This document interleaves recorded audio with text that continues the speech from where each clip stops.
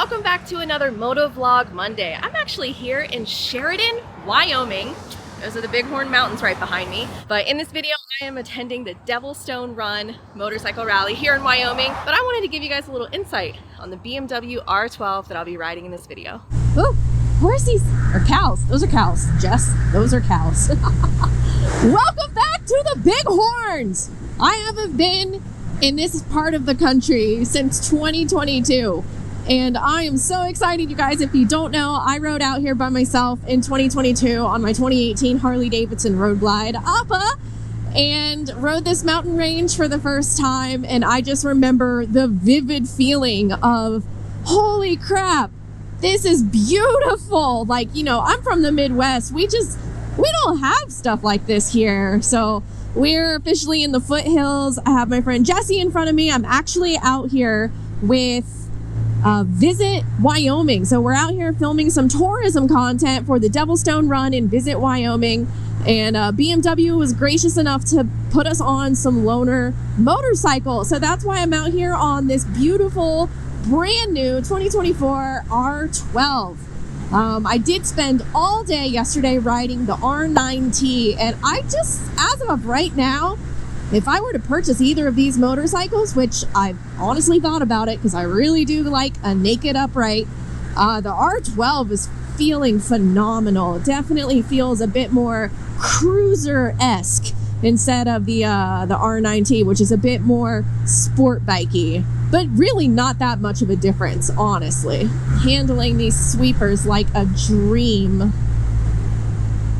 So anyway, on our section of the ride today here at the Devilstone Run, we are heading from Sheridan, Wyoming, all the way over to Cody, Wyoming. So I figured this would be a pretty fun, beautiful, scenic part of the country to film a little Motovlog Monday for you guys. So I hope you've been well. If you don't know what the Devilstone Run is, I'll have a link to it down below. But it's basically a 4-day motorcycle ride through Wyoming, literally the entire state. We started in at the Devil's Tower, and then we're going to be ending in Jackson. So here's a map. It's a big, long, fun 4-day weekend. The only real downside right now to riding these roads is I have a big, giant, dead bug splotch right in my line of sight on my visor. That's no fun for anybody. So I'm like moving my head in all of these weird angles just to try to be able to see the road. Oh man, this is pure heaven.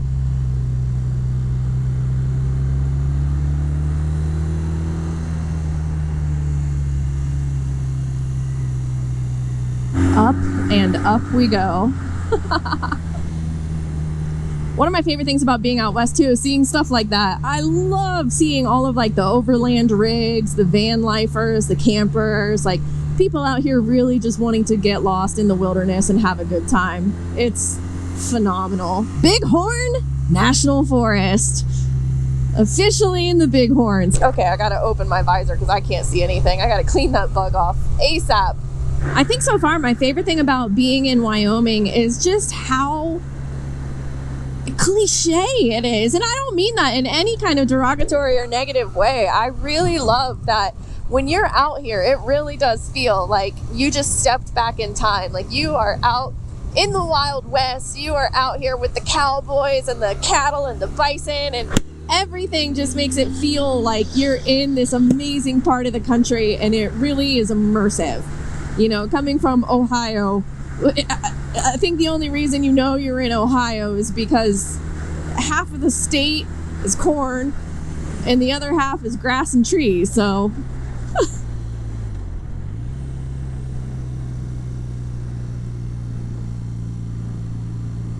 I love being out here and just seeing like the geology. It is incredible. I went into a museum a couple days ago when I was in Gillette. I was like stunned just by looking at all of like the rocks and the crystals, and I was like, if I could just find a rose quartz crystal on my own one day, you know, just like gem hunting, that might be the best day of my life. Like it really is just so cool, the things that you can find in the earth. Like, you know, that sounds so stupid, I'm not gonna lie, but truth be told, I don't know, there was like a TikTok I saw one time of a girl who was harvesting wild clay for her pottery, and everyone's like, it's not wild clay, it's just clay.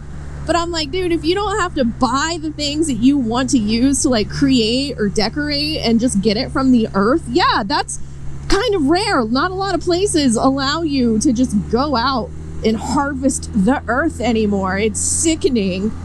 So I don't know how I got on that tangent, but I just want to go find geodes. I just want to be that weird crystal girl and decorate my whole house and give you good vibes, okay? Let's go find some crystals. Man, you know, it's really cool to be in a place with such dramatic elevation changes. Like, we were literally just down there in the plains, and you can see these mountains off in the distance, and you just think, oh, there they are, they're beautiful. And the next thing you know, you're just stair-stepping your way up on top of the world. So I'll tell you a little bit more about the Devilstone Run. I'm actually going to make a full dedicated video to the 4 days that we have been riding together. And I'm not with the group in this video right now because we wanted to get ahead of the group to get video footage of the group. So it's kind of counterintuitive. But the Devilstone Run has so far, this is only day 2 for me, has been one of the most genuine, humbling, kind, and family-like events I have ever been to. If you don't know, it's the people from Go Fast Don't Die, and obviously so many other amazing businesses and companies that are in the state of Wyoming put on this amazing event, and it is a 4-day run through the entire state with camping every single night. Your ticket covers the campsites, covers your lunches each day, and it really has just been like a family reunion. I'm honestly really impressed with the amount of people, because you think big scary biker dudes and everyone's got an ego and yada yada yada, and that has 100% not been the case. I'll tell you that right now. It's been really humbling just being able to walk from campsite to campsite and hang out and chat with every single person and feel so welcome. So if you guys are interested in ever checking this event out, but you think it's just going to be a big dick swinging competition, 100% here to tell you that is not the case. Not the case at all. And I love that. God, this is beautiful. Are you seeing this in the GoPro? I love that too. When you're like on these roads and there's all of a sudden like points of interest, historical marker, and they mark it out for you. It's really cool to see the actual history that literally happened here. So cool, man. I just can't stop looking around. I'm living my best life. You know what's funny is, like I said, I was out here in 2022. I don't remember riding these roads. I rode through the Bighorns. I don't remember these roads specifically. Brother. Woo! Cattle guards. Holy crap. Jeez, man. I feel like I'm in Middle Earth. I'm so bad when I'm on twisty roads like this, where you really do have to kind of pay attention to the roads, because I'm looking at everything else except the road. Oh, the topography here. Incredible. Just gonna go ahead and tell people that I'm taking the hobbits to Isengard. Like, Jess, what did you do today? Oh, I took the hobbits to Isengard. So Jesse up here, he's on the BMW R18 Roctane, and he's our photographer for the trip. So I let him go ahead so he can kind of scout out some maybe good photo stops, so I can just sit here and focus on filming and have fun chatting with you guys. Ooh, I can tell we're getting an elevation. It's getting chilly. I only brought a mesh jacket for this trip and a sweatshirt. When you travel to do motorcycle trips via airplane and you don't want to check a bag, that means you can't pack all the gear you want to pack. But we have been incredibly blessed with amazing weather so far. Like, it's definitely hot in that sunshine. So one of the things I've noticed on these BMWs, like the Roctane, the R90, the R12, and I haven't ridden the GS yet because we have a couple different loaner bikes for this trip. Dude, these bikes don't have fuel gauges at all. So luckily I'm here with a group of people. Half of my group went out to do the dirt section of the ride today. I love that for them. I'm so incompetent on dirt, so 100% chose to just stick to the road today. But I'm like, oh, I don't really have to worry about fuel so much because I'm just literally along for the ride, following along. and it's been incredible. I can't believe how cold it's getting up here. So far with this R12, the things that I'm noticing about it right off the bat is the power. It is 1200 cc's, and the torque in these motorcycles and the flywheels is incredible. Like there is constant power all the way through the gears. I do really appreciate the ergonomics of this bike. I am in a pretty upright position, a comfortable upright position. My legs are at a 90-degree angle, and the bars are in a really great spot. Usually I like my bars to be a little higher because I got like long arms. These feel awesome. I've only been on the motorcycle for a little over an hour though, so we'll see by the end of the day. But yeah, I'm not gonna lie, you guys know I love my Harley Davidsons. I own 3, and I still have my BMW R18 bagger, and I absolutely love that bike. I have so many people thinking that because I got a Pan America and the 2024 Road Glide, they think that I don't like the BMW. And the way I'm gonna explain this, I hope it sticks with you guys, because this is the best way I can explain it. That, I swear, in like not sponsored, not being paid to say this, I swear the BMW R18 bagger is hands down the best bang for your buck if you are looking into a touring motorcycle with bags. Out the door, that bike has so many features that you can add to it and still cost like $7,000 less than a base model touring Harley Davidson. You are going to sacrifice on some comfort. I'm not here to pull the blindfold over you. It is a different motorcycle. You got the big jugs out in front of you. You can't put your feet out like you can on a traditional Harley Davidson, but that doesn't mean it's bad. I have toured over 5,000 miles on that motorcycle, and I really felt fine. It is buzzy. It is buzzier because of the boxer motor, the horizontal pistons banging up against each other. So you do feel a lot of vibration. Everyone makes fun of Harleys for being a big vibrating mess, but the BMW, you can feel it, man. It vibrates. But for what you're gonna pay and how absolutely nice that bike is, I think it's an amazing bang for your buck, and that's why I haven't sold mine. Like, I really like that motorcycle. It's like the fun little classic car that you get to bring out to car shows and stuff. Like, it's just beautiful. I personally think it is a beautiful motorcycle. Every single time I see one on the road, I'm like, oh, there's an R18. Oh, I love it. I love seeing them out in the wild. There's actually one on the Devilstone Run this weekend, and I love it. It's such a beautiful bike. I'm sorry if you hate BMW. I'm sorry if you hate Honda and Harley, and I'm glad that you're brand specific, but BMWs make gorgeous motorcycles. Triumph makes gorgeous motorcycles, and I don't know, I love all bikes. The reason I buy the bikes I do is because I love them. I really do. I love them so much. Dude, it's crazy to see these poles on the side of the road. These are like, what, 6 or 7 feet, maybe 8 feet tall poles?